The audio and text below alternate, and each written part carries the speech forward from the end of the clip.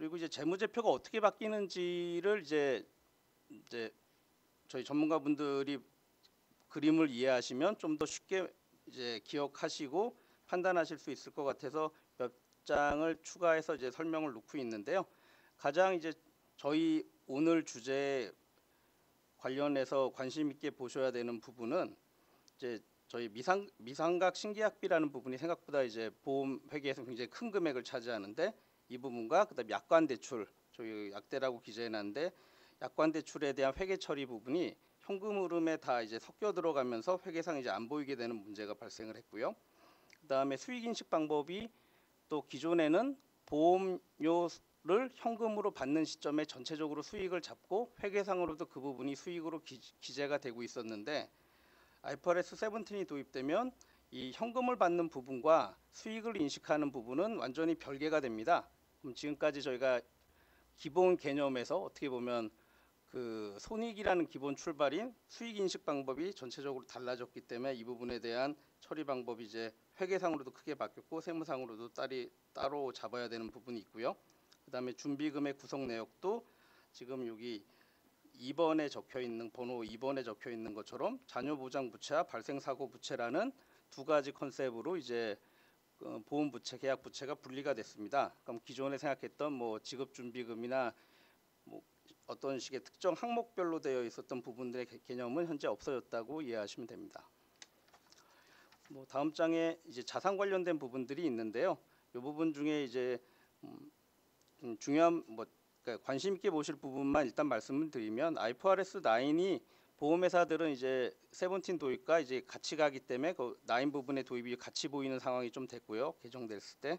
그리고 그 다음에 이제 그 특별 계정 자산이 별도 라인으로 이제 기재되었던 게 이제 별도가 아니라 항목별로 포함돼서 이제 표시가 되도록 바뀌었습니다.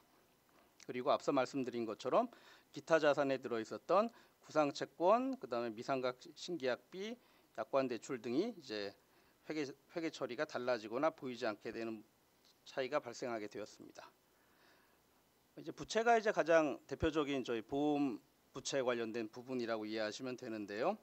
기존에 이제 보험계약 부채에는 보험료 적립금, 뭐 지급준비금, 미경과 보험료 적립금 등 저희 보험업에서 정하고 있는 항목별 이제 준비금 설정 방식이었고, 지금 변경 후에는 자녀 보장 부채와 발생 사고 부채라는 큰 분류 안에 현금 흐름과 현금 흐름 베이스로 이제 회계상 인식이 되기 때문에 그 전과 완전히 다른 방법의 평가가 들어간다고 이해하시면 되겠습니다. 자본 관련된 부분도 이제 그 기타 포괄 손익 부분이 이제 좀 많이 바뀌었고요. 손익계산서 항목을 보시면 이 부분이 이제 그 전과 이제 좀 이제 특히 교육세 쪽에서 고민할 때 많이 달라졌다고 이해하실 수 있는 부분인데요. 보험 수익과 보험 비용이라는 항목 밑에 보험 금융 손익이라는 부분이 이제 별도로 구분이 되었습니다. 그러니까 이제 보험 영업은 맞지만 그 중에 이제 이자나 환율 변동 등 금리적인 부분, 그다음에 이제 환 부분은 별도로 분리해서 이제 손익 항목에 표시하게 되었습니다. 그래서 이제 업공간 과세 형평성이라는 부분을 한 장을 따로 추가했는데요. 이 부분이 지금 출발 논의의 가장 중요한 부분일 수도 있습니다. 왜냐하면 IFRS 17이라는 공정가치 평가라는 회계가 바뀌었는데 뭐 이 업권 전체적으로 방향성이 동일하게 간다면 동일한 방법의 세법 개정 방안을 논의하기가 쉬울 텐데, 생보와 손보는 이 IFRS 17 도입에 따른 방향성이 정반대로 움직이게 됩니다. 이 상품이 달라서 그런데요.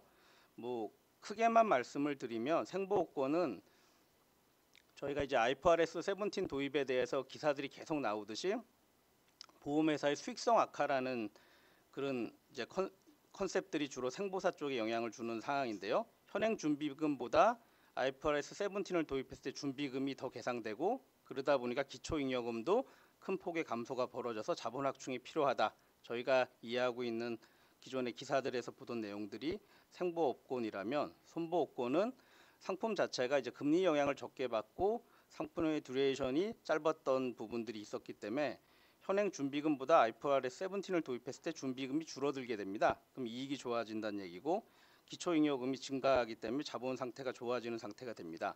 그래서 재무 상태가 좋아진다는 얘기는 분명히 업권한테는 좋은 의미인데 이 좋아지는 부분이 바로 세금의 영향을 받게 됩니다.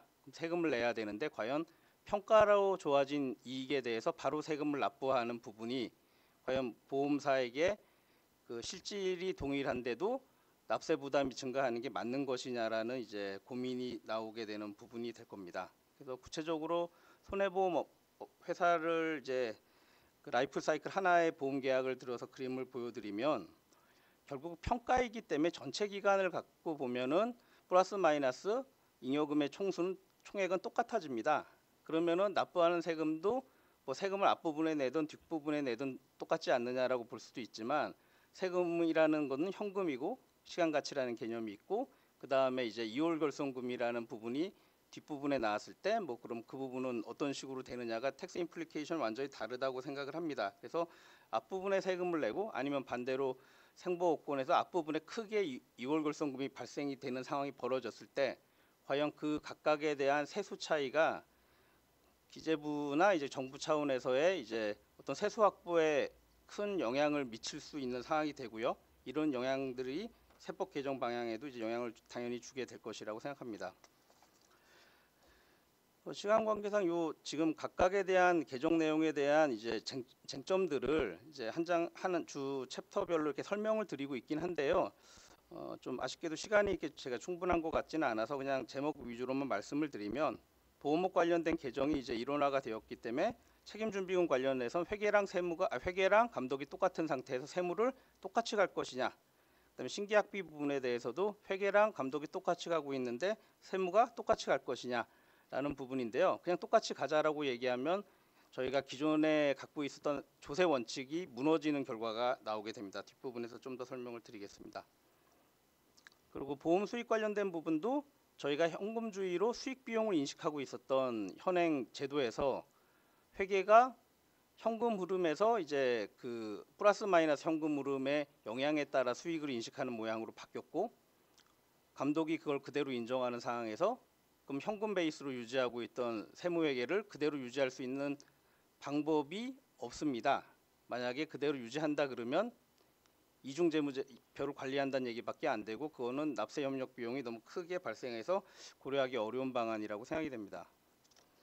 그다음에 보험부채 평가 방법에 대해서도 이제 원가법, 시가법 차이. 그래서 공정가치 저희가 생각해 볼 때 유가증권이 공정가치 평가할 때 그 평가된 손익을 세금 낸다고 저희는 생각하지 않습니다. 그리고 당연히 그건 안 될 거라고 생각하는데 이 보험이라는 부분은 어렵고 낯설고 그런 평가된 준비금도 뭐 적게 쌓이면 세금 내면 되는 거 아니냐라고 이제 쉽게 접근해 버리면 저희가 세무상 평가 영업상 나온 평가를 세금으로 간 사례가 저는 있는지 정확히 알지 못합니다. 물론 뭐 그 건설회계를 좀 얘기하시는 분들이 있긴 한데 건설회계랑 보험회계는 저는 이제 듀레이션도 다르고 그 가정이 다르기 때문에 1대1로 비교할 수 있는 사항이라고 생각하지는 않습니다. 그리고 사업비나 약관대출이나 구상채권 부분도 지금 이제 크게 변동되는 부분이 있고요. 그다음에 OCI 평가 부분도 저희가 준비금은 기존에 전부 다 손익을 타고 인식됐던 준비금이었기 때문에 송금산입이다라고 얘기를 할 수 있었는데 준비금 설정 금액 중에 OCI 평가로 인해 늘어난 준비금이 발생을 합니다. 이건 마치 이제 유가증권 평가에서 OCI 평가로 늘어나는 유가증권 평가 손익이 들어왔는데 그 손익을 그럼 저희가 세무상 비용으로 인정할 거냐, 환입을 이익으로 인식할 거냐의 쟁점과 연관이 있습니다. 그리고 뭐 가장 중요한 거는 이제 IFRS 17 전환으로 아주 큰 금액의 기초잉여금이 흔들리고 이 부분을 특별하게 저희 세무에서 그대로 다 인정하면 1년 만에 전부 다 비용을 타게 됩니다. 그럼 이제 세무상 그냥 인정하면 앞에 설명드린 것처럼 생보호권에선 거액의 이월결손금이 한 번에 발생할 수도 있고 손해보험업권 같은 경우에는 한 번에 어마어마한 세금을 누적 과거의 잉여금 조정 금액을 세금을 낼 수도 있는 상황이 지금 직면되어 있다고 할 것입니다.